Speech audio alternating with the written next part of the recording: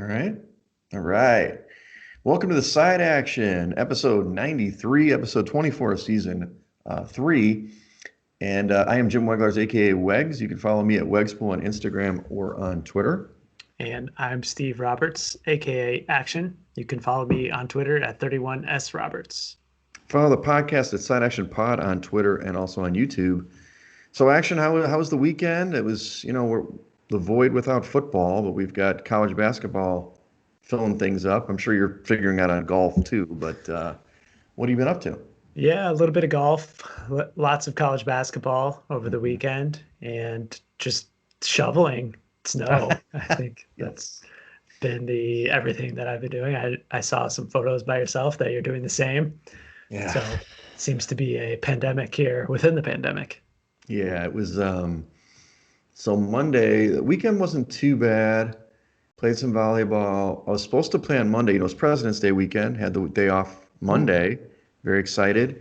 I was supposed to play volleyball in Wisconsin. There's this famous place, Kelly's Bleachers or something, that has 3 or 4 indoor courts. And, Wisconsin's the Wild West. They don't wear masks up there. So you basically show up, you can pay $10 and play for like 4 hours, which is really cheap in the volleyball world, indoor. So I signed up to do it with my friends, or agreed to go with my friends. I was going to drive. Supposed to pick the guys up at noon. I woke up in the morning. It was a whiteout. I'm like, I don't think my car is going to make it. When are we leaving? And start asking these questions. Of course, these psychos still went. One of the girls who's just as she says, volleyball, #volleyball addict. I got a 4-wheel drive. I'm like, all right, well, you guys just go. I'm going to chill out because by the time you come back, it's going to be horrible. Yeah. So they left around noon. They got there 2:45, pretty late. It's a 90-minute drive anyway. So it took a while. Then on the way back, they played till like 7:30. They didn't get home till after 10. And I was like, thank God I didn't go because first of all, the car wouldn't have made it. Second, I was like, I wasn't expecting like a 10-hour adventure. But they played and good for them. I just was watching the Lord of the Rings movies and then Nice. just sitting around, Yeah. I've been all this medieval stuff. I watched The Last Kingdom, which is a great show on Netflix, and then went to Middle Earth, and now I'm watching Game of Thrones again. I'm doing this whole medieval period piece The now. tour. Nice. Yeah, so. Well, we did some rock climbing, not quite Nice. as far of a trip, just to Madison Heights, but that was Nice. our activity for the weekend. That's awesome. Well, let's jump into the episode. Nobody wants to listen to my viewing pleasure. Let's talk a couple of notes. One big one in the NFL that you put on. Looks like Carson Wentz is going to your home team, the Colts. Yeah, I think this was always inevitable based on his relationship with the head coach, Frank Reich, that he was going to move to the Colts. And news broke today that they finally brokered a deal. They're going to trade Wentz for a 3rd-round pick this season and a 2nd-rounder in 22. Although I did read that if he plays more than 75% of the snaps, then it'll become a 1st-round pick in 2022. So kind of a high price. I do not know what the contract status is, though. In my mind, that was always the big hurdle, is his hefty contract. I figure at least year 1 they're going to have to eat it, right? The 35 million or whatever he's getting paid. Interesting. I think it's a good move for him. I don't know if it's good for the Colts. Obviously the Colts have a great team, so he doesn't have to do as much as he did for Philly. If he can stay within himself, then they could be. They were going to be contenders, whoever got behind center. But I don't know. I'm hoping it works out for your team. It's a competitive AFC, this time around. Well, let's go to the hoops now. We're only talking college hoops, everybody. So hopefully you're getting ready for March Madness because we are, and we're making bets now. One of the notes I had was that Duke freshman Jalen Johnson opts out of the team. Thanks. There's only 3 weeks left of the season. Now, Duke is interesting. They're an interesting case. They're going to be a real interesting case for the tournament. They're probably not in the tournament field right now. Yeah. But they are playing better. Now, I don't know if that's post Johnson or not. It's hard to decipher the numbers. But do you think this is really a addition by subtraction with this freshman? Yeah, initially it seems to be. I think that it's been 2 games now, if my count is right, and they've rolled off 2 big wins. They beat North Carolina State by 14 the other night, And then on Wednesday, last night, just pummeled Wake Forest. Now, these two teams aren't quite anywhere near the top of the ACC, probably Right. two of the worst teams in the league. So we'll see Sure. what happens this coming Saturday against Virginia. Then I'll have an answer for you. Right, right. I do think it's probably better for them. Distraction aside, I guess this guy, I mean, it's the one and done rule, right? And this Mm-hmm. guy is the epitome of it. I read some tweet, I can't remember who it was, Doug Gottlieb or somebody, who said that he was on three different high school teams, Wow. One you of know, those. two different ACU or AAU teams. Like, it's just the guys. It's kind of that epitome. I'm a basketball coach. As people maybe don't know, I do coach. I haven't coached this year because of the pandemic, but it's just sad what's happened with basketball. I love basketball quite a bit, but the AAU culture and this go Mhm. wherever you want to go, kind of like a mercenary type thing. It just doesn't work for college basketball for sure. Obviously, the NBA, you can see people doing it all the time. These guys are the best and they're making a ton of money. But so, yeah, I think Duke, they might have a chance to make the tournament now. That's the way I look at it. So, Possibly, yeah. They're going to need a few more wins, though. If you oh, ask yeah, me today, I think they're outside yeah, a they're out.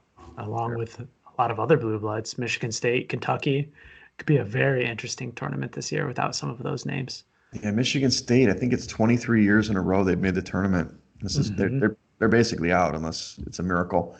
Well, let's go over the Action Index, and I love that Action is thinking ahead. He's already put in some title odds for all of our top 12 teams here for Bovada. I don't know, is there any? Well, why don't you review just the normal Action Index, and then we can kind of talk about these futures. Yeah, Gonzaga and Baylor. The thing that I did notice at the top here was that Gonzaga is stretching their lead out a little bit ahead of They are. Baylor. They were neck and neck quite a bit. Baylor is on a COVID hiatus, so They that are. certainly doesn't help their rating. And you have Gonzaga that's playing in the West Coast Conference, in which they can pick up rating points every night. Right. So, but the interesting thing that I had here is Gonzaga would be 9 points better than Michigan, the third Mhm. rated team in my index on a neutral. And I just can't see that being a realistic point spread in the NCAA tournament. No, I don't either. I mean, there's other good teams here. Houston's a good team at 5, Hmm. just to give the odds. So Gonzaga is plus 275 to win the title, as is Baylor plus 275. Michigan at plus 650. Iowa at plus 1600 at 4 in your list. And then Houston at plus 2000. I mean, they're a full 10 points lower. Hmm. That is, I guess they're about the same no, that's full 10 points. Yeah. So Illinois, who's obviously caught some steam, they're, a local team for me, plus 1500, but they're again almost a full 10 points off in your index here, which is it's going to be an interesting tournament. I don't know if the competition level that the Zags play during the year, in their regular season is going to translate Yeah. because they're just crushing teams, obviously, in the West Coast. Whereas Baylor, obviously, Baylor, Michigan, all these teams we're talking about have really tough conferences. I mean, Houston's it's not as good in the AAC this year. Um, I wanted to note one of the teams at number 9 that we've kind of mentioned before. We'll talk about in the recap. The Loyola Ramblers plus 4,000, and they're ninth on the Action Index. Yes, let's do this, Ramblers. Yeah. Moving on up. And I was surprised at how well they played against Drake on Saturday. And then, Mhm. of course, they came back and lost the game on Sunday. Of The course old they. zigzag Yep. crops their head up. But, I think the first game there on Saturday really was the telltale sign for that Loyola team. And the defense that they played against Drake was outstanding. Yeah, they're the third ranked. I think they're third, right? Is that? Wait, am I wrong? Let me look at this. Or In they're defense, first. No, they're first in defense. first in Hmm. defense. Now, granted, again, we talked about last week that strength of schedule doesn't factor into the Ken Palm rating, and not necessarily your rating either, right? Action. Yes, correct. So, a little grain of salt, but they play really good defense. I mean, the last two games that they played, including the second Drake game, it was like in the 50s. Hmm. The other team I wanted to note here is a team that I have an eye on. So this is the value team I like. I don't know if I can get it. I can, but USC at 10 plus 3,500. They've been on a roll. I like them a lot. Now, granted, I know you downplay the Pac-12 a lot, but this team has some talent. They're getting it done out there, and I really think they could be at least an Elite Eight team this year. Yeah. I mean, the old adage is for national title contenders, they got to have a top 25 defense and a Yeah. top 25 offense. Right. And right now, USC fits that bill, 11th ranked on D and 19 on offense. So they certainly fit the category. Right. Right. Now, there are several teams that fit that category this year, but Mhm. yes, definitely. So I don't know if there's any other teams that you like in terms of the future side besides, I mean, we've talked that we think that the two top teams are great. I mean, where would you put your money right now if you had to do something Well, outside of those top two? to be honest, I have been eyeballing Ohio State and Hmm. doing a little searching here lately, shopping for some numbers. And currently at 12 to 1 that we have here on the list is a little too short for my money. But Right. I'm going to be continuing to monitor them over the next couple of weeks and see if maybe they take a little spike. I'd like to get them closer to 18 or 20 to 1 if Mhm. possible. Sure. It's another game that we talked about last week that I was on the wrong side of, but Florida State jumps into the top 12 here, where Mhm. Virginia falls out.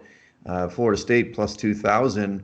They were on a COVID hiatus and came back. They were a little rusty in their. They actually had a game before the UVA game, which probably helped them, and they kind of rocked and rolled against Virginia. That's another team I might like. I mean, plus 2,000, 20 to 1, at least for maybe a Final Four berth. Who knows? Yeah. Well, let's go over the recap last week. Sorry, America. We actually went 4-5. We failed you. We've had a roll so far. We slowed down. Hopefully, you listened to all the recommendations here, and because some of them was like the first half Badgers, but the come on, Bella Marine, man. This was this. We put them on the show. We got them their shot, and they blew I it. know. They won the game though, right? They just did cover. They did, yeah. And I was actually watching this one on Friday night, believe it or not, on my I'm ESPN not I'm Plus. not surprised. It was on one of my 5 split screen TVs, and Sure, Bellarmine was dominating. sure. I hate to say woulda, coulda, shoulda, but they were legitimately up 20 points in the second half, Right, and they just had a late run by North Alabama, and they couldn't get the cover. They ended up winning the game, but didn't win by 6. So we'll right. take an L. What? The other one, Loyola, we just talked about them. They destroyed Drake in the first game on Saturday, but then the second game they did fall in overtime, so kind of a split thing though. But they take control of the Missouri Valley. We'll see if both those teams have a chance to make it. Statistically speaking, Loyola, besides Ken Palm, the net rank, they're really good too. So I think Mhm. they're pretty firmly in the field right now, but we'll see how it plays out. A couple of the negative ones here. Indiana didn't come through for us. Ohio State and your guy that you mentioned last time, EJ Liddell, is just beasting right now, isn't he? Yeah, the Buckeyes played really dominant on Saturday, and they really just took the physicality of the game straight to Indiana, and the Hoosiers just had nothing in return. It was a big L. Right. A game that was probably, I mean, I would say West Virginia's been a part of maybe two or three of the best games this year so far. Hmm. West Virginia was playing at home against Oklahoma. They were a 3-point favorite. It ended up taking two overtimes, and the Sooners actually pulled the win out, just like you said last week. This team, they're tough. They're tough. But West Virginia, I mean, they're playing these great games. They lost 2 points against Texas. That was a thriller. They beat Texas Tech in a thriller, and this was just a back and forth game, going those two overtimes. It was a fun watch. Yeah, great game. Unfortunate that it was on ESPN Plus, but Hmm. um, it was a fantastic outcome. Yeah. Then a couple of ones we got right was the Auburn Kentucky. Although Kentucky got the win in this one, Auburn was a 3-point dog on the road. But per our comments last week, Kentucky got the win, 81-80, but they didn't get the cover. So good for Coach Cal on getting a cover, but they couldn't get it done overall. And then Creighton, it's my team, man. I told you, Creighton took down Nova at home. They just kind of destroyed the Wildcats in that Big East matchup, which, Creighton can really play. Yeah, Zagorowski was awesome on Saturday. I caught a little bit of this one. And the Villanova defense was very disappointing, something that I put away in my brain for future reference, that Villanova just doesn't have it on the defensive end this year. Not this year. They are ranked, at least when I pulled it on maybe Wednesday, to 90th. Hmm. That's not good. Yeah. So they can score with anybody, but if it comes to defensive stops, they can't get it done. Now, this is the game I was mentioning. I hope you listened to the entire episode. So Wisconsin was playing Michigan. Michigan was coming back off the hiatus, and they did exactly what Action said they would do. They played like crap in the first half. The Badgers were winning, I think, by 12 at halftime, but just flipped a switch in the second half and destroyed Wisconsin. I mean, what the hell happened? Wisconsin was a 1-point dog at home, but I mean, obviously they couldn't cover the big number, but they covered the halftime number. Yeah, I can tell you exactly what happened. It was the defense. Yeah. The first half, Wisconsin was making everything, and it didn't really appear that Michigan had their legs under them quite yet. But something happened in that locker room at halftime. I'm guessing there was a Juwan Howard speech in there, and they came out and just dominated on defense in the second half. And Right. I also read later that both of Wisconsin's big men, Potter and the other white guy, I can't think of his name, Mm-hmm. 0 rebounds between them on Saturday or Sunday. So that is not going to help any wins in the Big Ten. That's not going to get it done. And in the tournament, they got to rebound well. I mean, to win games, especially in a tight one.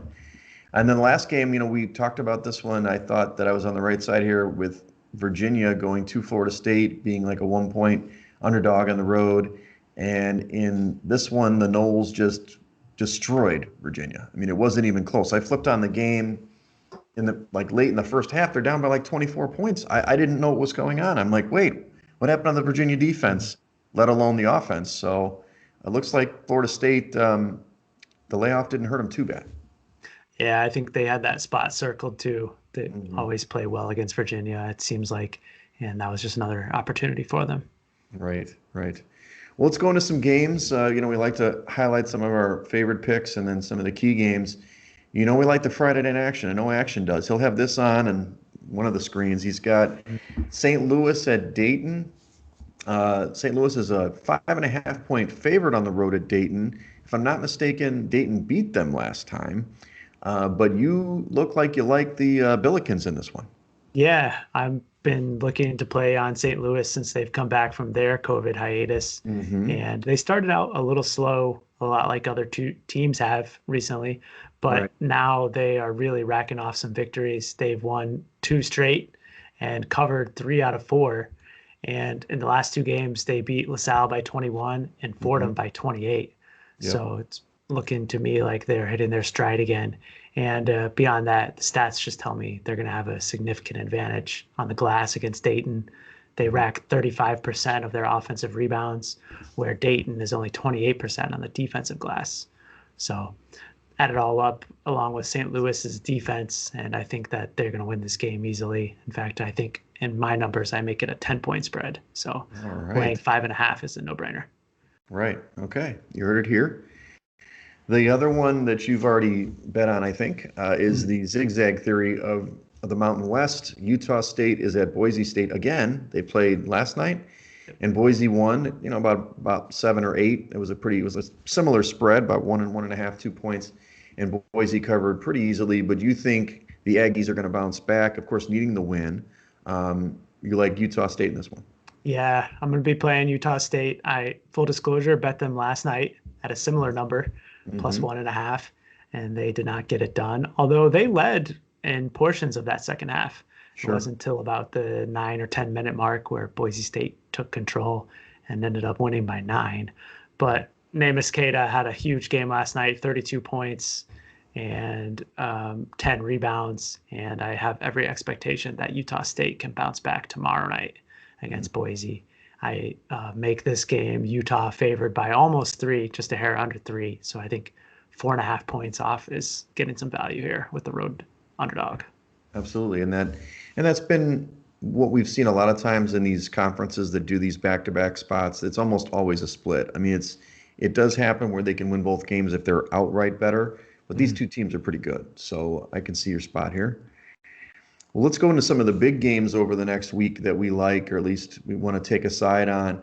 The first one is in the Big 12. This is Texas Tech at Kansas. This is Saturday at 1 p.m. Central. That's the 20th of February. I like Texas Tech here. It's a short dog. 1 point is what we're showing here. I just kind of feel like this is the time of year when Chris Beard gets his team to fully focus on the season. They've been really good, and really they are statistically better than Kansas, but you know how Kansas is the old guard in this league. But I would go with the Red Raiders on the road here, despite us talking last week how a lot of times the home teams have been not just winning but covering in a lot of spots. Yeah, but Kansas is down this year Yeah. too from where their normal levels are. And, these teams are really evenly matched. Hmm. I would concur, though, that Texas Tech is probably the one that's rising up. Kansas has won 4 in a row, but it's been against the dregs of the league, Right. Kansas State and Iowa State twice. So before that, they have had some losses on their resume. Right. And on the flip side, I think Texas Tech is also hitting their stride. So I think this is a good pick with the Red Raiders. All right. Not sure going to go with this one out of the Big 12, but this is West Virginia at Texas. This is also on Saturday now at 2 p.m. Central. We're showing this as West Virginia, a 2-point dog on the road to Texas. I mentioned this early in the episode that this was a dog fight earlier that West Virginia lost at home 77-75 to Texas. These teams are really evenly matched. I think it's going to be an incredible game. But I do think I like the Mountaineers. I'll take the points in this case in Austin, even though Texas is they had a little skid with Shaka Smart being out even when he first came back. Finally covered a number. But I would stick with the Mountaineers in this one. What do you think? Yeah, this one I have a hard time getting on board with you. Mm-hmm. This Texas team is very good, Mm-hmm. and they are much better on offense than West Virginia is. True. So I like their interior defense as well. And I think that West Virginia is just a little bit different on the road in the Big 12 play. They have the farthest distance to travel to all these games. And I also wonder if this game is still going to be played.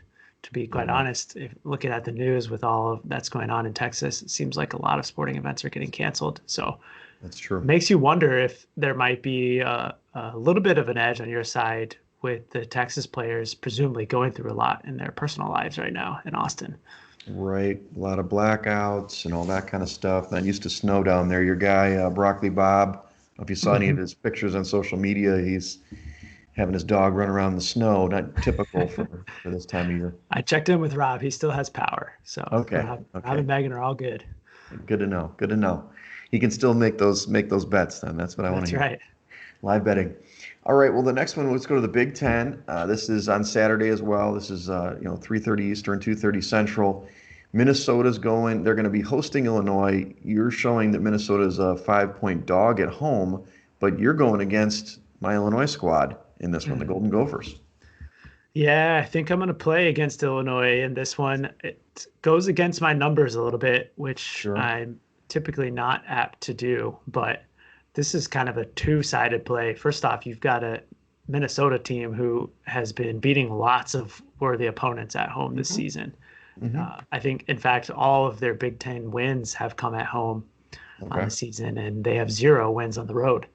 So getting back home after 2 straight losses on the road against Maryland and Indiana. And on the flip side, this Illinois team just has not been getting up for some of the inferior opponents in the league. The last Right. 2 times out, they failed to cover against Nebraska and Northwestern. Mm-hmm. So I think that this is a really good spot for Minnesota coming back home off of those 2 losses, and they are themselves on the bubble and in desperate need of a victory. So I expect they'll come out and play with fire on Saturday. Would you sprinkle a little money line on this one? I don't think that's a bad idea at all. Mm-hmm. I believe that Minnesota is definitely going to be a live dog and worthy of winning this game. Right. I mean, +5. It must be it'll be a decent line there. Yeah, Decent money line. definitely over 200 likely. Absolutely. Okay, so we've got Virginia in the ACC. We don't talk about the ACC much this year because there's not many good teams, but Virginia is going to Duke. This is Saturday, the Saturday night game, 7 o'clock Central, 8 o'clock Eastern. You like the Wahoos to bounce back against this kind of surging Duke squad. Those were 2 bad teams they played, but you think Duke is the play? I mean, sorry, Virginia is the play here, laying 2 at Cameron. Yeah, I do. My numbers here make this one right at 2 for Virginia. So no significant edge there in the technical data. But this, for me, is just fading against this Duke recent run here. And I think that if you get a number of 2, it's going to be a little short. And Duke just hasn't really been the same Duke at home this year. They've failed to cover in a number of games. They Right. only have 2 covers on their resume at home against Georgia Tech and Clemson in league play. And I think that Virginia is going to be looking to get things right after that loss to Florida State on Monday. It's pretty atypical for Duke to be, I mean, they're in the top. I got them at 36 in KenPom, but their defense is 84th. I mean, that's bad. That is not getting it done. And you figure Virginia has they have enough balance and strength to score with them. They're really better statistically, offensively. So we'll see. I mean, I'd be curious to see how they play. This is like you said, the big spot without the freshmen now, off the team. Maybe they rise up, but I can see that short number would be attractive. And also crunching these numbers, I think that you may have a little value on the over in this game too, given Duke's recent defensive lack of defensive ability, and Right. Virginia's ticked up offense this season. You often see suppressed totals in their games, so I might look at the over as well. For sure. This is one I like, and it's an interesting game. We'll talk about it. This is not a football team game, by the way. It's Michigan and Ohio State. The big rivalry game. This is on Sunday at noon Central, 1 o'clock Eastern. So you're showing it Michigan as a 1-point dog at Ohio State. Now Ohio State's been playing great. There's no question. They're balling, but this is the showdown. These are the two. This and Illinois are the 3 best teams, right? So I think Michigan's better, but can they stop the red hot, EJ Liddell and this Buckeye team? Yeah, so you're on the Michigan side, right? I am. Reading I'm on this the Michigan correctly. Yes. I think that's the pick. We talked about it. We were both on Wisconsin over the weekend and looking to fade Michigan coming out of the break, but they proved us wrong, and I was supremely impressed with that win on Sunday. And I tell you, I can't wait for this game this coming Sunday against Ohio State. It's going to be epic. And I do think that Michigan is the superior team. I've got them about 3 points better in my numbers. And I think their defense is going to come to play and shut down that Ohio State offense. Right. And just for, people that follow this kind of stuff like us, Ohio State's 4th best offense, efficiency wise in KenPom, but they're 60th on D. So I keep pointing this out. I'm a defensive guy, and Michigan is 7th offensive and 8th defensively. So it's just a matchup we know that Michigan's going to be able to score. It's, can they slow down that offense? And we think they can. So, Yeah, otherwise, pretty much even across the board. Rebounding is even. They're both top 30 free throw percentage shooting teams. And really the only discrepancy that you see is the Michigan defense versus the Ohio State defense versus the Michigan offense. Right. All right, a couple more games here. Texas, go back to the Big 12 on Tuesday. Texas is going to host Kansas in this one. I'm picking on Kansas a little bit here, Action. This is at 8 o'clock Central on Tuesday. I like the Longhorns in this one hosting. I know I was against them in West Virginia, but I'm for them here. You're showing them as a 3-point favorite at home. I don't know if Kansas will lose 2 straight games, though, in the Big 12. That's my only fear about this one. But I do think the Longhorns are a better team, and they're going to big boy this Kansas front line. Yeah, I think that this Texas interior is going to have a pretty big advantage against Kansas as well. And especially coming back home, too, I think that Texas is definitely a good play here. Right. The last game is to the SEC, and no, we're not talking football again. Arkansas versus Alabama. Arkansas is red hot. I'm putting them. This is on Wednesday at 8 o'clock Central. So the Razorbacks have won 7 straight SEC games. I don't know if you knew that, Action, but they are basically 7-1 in their last 8 games. Their only loss was against Oklahoma State. The last loss in the SEC, and really last loss in that stretch, besides Oklahoma State, was against Alabama. Alabama nuked them in that game. They destroyed them. So it may not be the right side. Maybe it's a matchup issue, but I think Arkansas has got them going. If I'm not mistaken, this is Musselman's team, right? And so I really like him as a coach. I think they're playing a good style of basketball. Metrically, Alabama's probably better, but I think if they're getting points at home, I'd like that a lot. Yeah, definitely. I think you've picked out a great spot here. Alabama's defense is second best in the nation. But Mhm. if there's any coach that can develop some schemes to get his players shots, it's Eric Musselman. He's Mhm. definitely a coach that I like to back as frequently as I can. And I think that playing on Arkansas at home as an underdog is a really good pick here. So Right. I like your pick. Well, in Arkansas, I mean, one of the things I track action when I go week over week is how many spots they go up, like in a given week. I mean, I only check about once a week. So it's one of these things that when I look at, teams that are just on a, white hot, well, maybe they fall. But Arkansas has jumped up like 5 spots in a week. That's a lot, especially because Mhm. they're already in the top 26, so teams like Loyola jumped a lot. They jumped a lot. Your team LSU jumped a lot. They had 15 spots, and some of it has to do with who they played. But I just think they're a team to watch for sure. Yeah. And Arkansas at 17-5 against the spread. Ooh, Certainly winning money if you're backing them all season. nice. Should have been backing them earlier. Okay, well that wraps out our spots. It's a much shorter episode. We don't talk about football, I guess, action, but Hmm.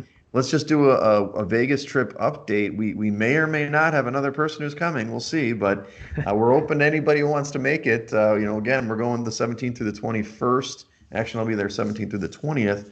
We're going to be at Circa at Stadium Swim on Friday from 12 to 5. That's Vegas time to watch the games in the first official round of the tournament. So I'm pretty excited. We're only just under 4 weeks away. So we're ready for the tournament, and I got to start doing my bracketology. I've been tracking my teams, but I haven't done the bracketology. I like to go against Joey brackets, but I haven't quite done that yet. This weekend, I'm going to do that for the first time. All right. Well, I'll have to report on that next week, see what the brackets look like. But can't wait for the pool time specifically and the warm weather. Tired of the snow. I think it snowed every day since February rolled around. Oh, So, it's been, I think it's 33. We're snowed again today. 33, 34 inches of snow in 3 weeks. This is mhm. ridiculous, dude. Yeah. I'm a Chicagoan. I do dibs, as everybody follows me on Instagram. I've got the dib spot. Got my car all clean, and when I leave it, I put the old folding chair. Like nobody's taking my spot, dude. I will break your mirror. I will kill your car, but but still, I mean, dude, like this is nuts. I mean, it's nice to break records and all, but I'm ready for the warmth. My sister Mhm. lives out in Vegas, as you know, Oh yeah. and they're telling me how it's 75 degrees and all this stuff, and I'm like, I'm trying to get my pool body on, man. I'm trying to work out get this body in shape, not to embarrass Action out there. So, you know, got to be looking good. So we got Prime, and I haven't gotten a nickname for Brandon, but I have some ideas, and then hopefully my other buddy comes through. Yeah, the pool is definitely calling our names. All right, everybody. Well, we'll follow the podcast at Side Action Pod on Twitter and also on YouTube. Follow me at Wegspool on Twitter and Instagram. And follow me on Twitter at 31S Roberts. All right. Good luck this week. Good luck, everyone. Peace out.